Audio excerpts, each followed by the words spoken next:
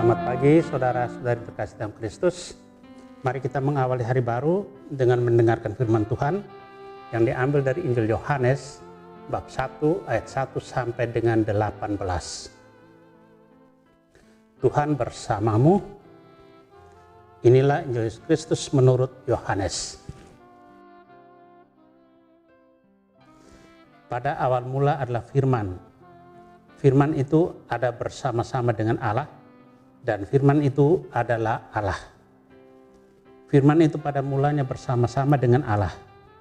Segala sesuatu dijadikan oleh Dia, dan tanpa Dia tidak ada sesuatu pun yang telah jadi dari segala yang telah dijadikan.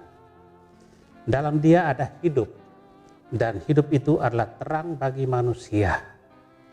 Terang itu bercahaya di dalam kegelapan, tetapi kegelapan tidak menguasainya. Datanglah seorang yang diutus Allah, namanya Yohanes.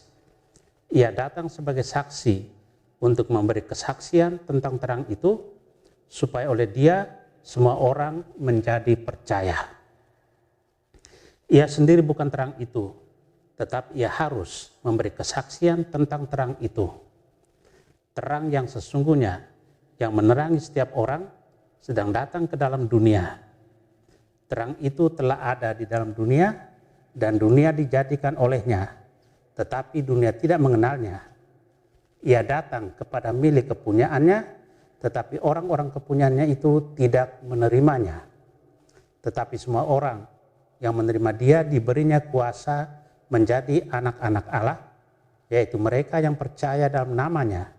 Orang-orang yang diperanakan bukan dari darah atau daging, bukan pula secara jasmani oleh keinginan seorang laki-laki, melainkan dari Allah.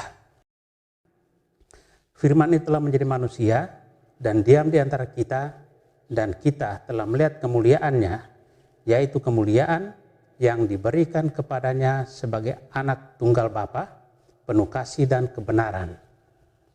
Tentang Dia, Yohanes memberi kesaksian dan berseru, "Inilah Dia yang kumaksudkan ketika aku berkata, sesudah aku akan datang Dia yang telah mendahului aku, sebab Dia telah ada sebelum aku."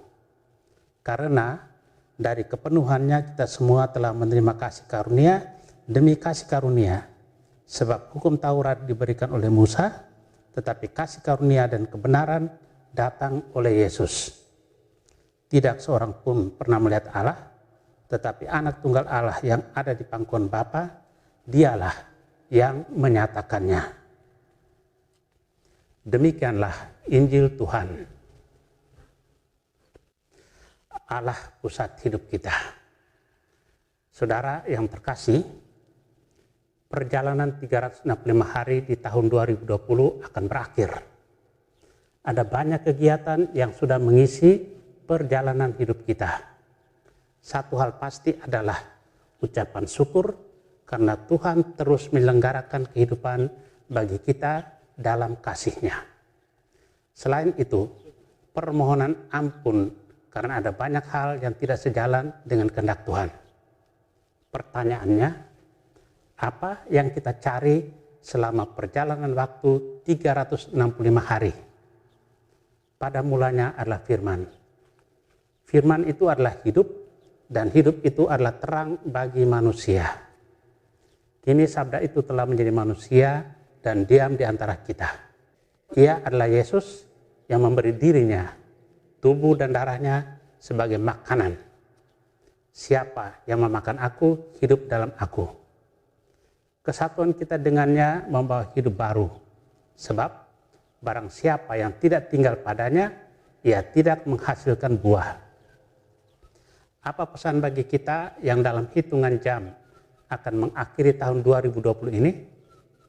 Yohanes mau mengajak kita untuk memahami misteri Allah, bahwa kini Sang Sabda itu membawa kemuliaan dan kasih Allah ke dalam dunia. Karena Dia, dunia ada, dan sebaliknya tanpa Dia tak ada sesuatu pun yang telah jadi dari segala yang telah dijadikan. Penegasan Yohanes bahwa Sabda menjadi manusia dan tinggal bersama dengan kita, dan bahwa karena dunia ini ada dan tanpa Dia tidak ada sesuatu pun yang jadi dunia. harus mampu mengarahkan kita bahwa apapun yang sudah kita kerjakan dan membawa keberhasilan adalah karena Dia, karena Kristus yang menyertai perjalanan hidup kita. Saudara terkasih, kita memohon dari Tuhan agar kita memulai hidup baru di tahun yang baru dengan menyadari kekuatan hidup kita yang dibangun di atas firman Tuhan. Dan selanjutnya kita terus menggali dan menemukan kebenaran itu dalam hidup keseharian kita. Amin. Marilah berdoa. Tuhan, terima kasih atas anugerah hari baru.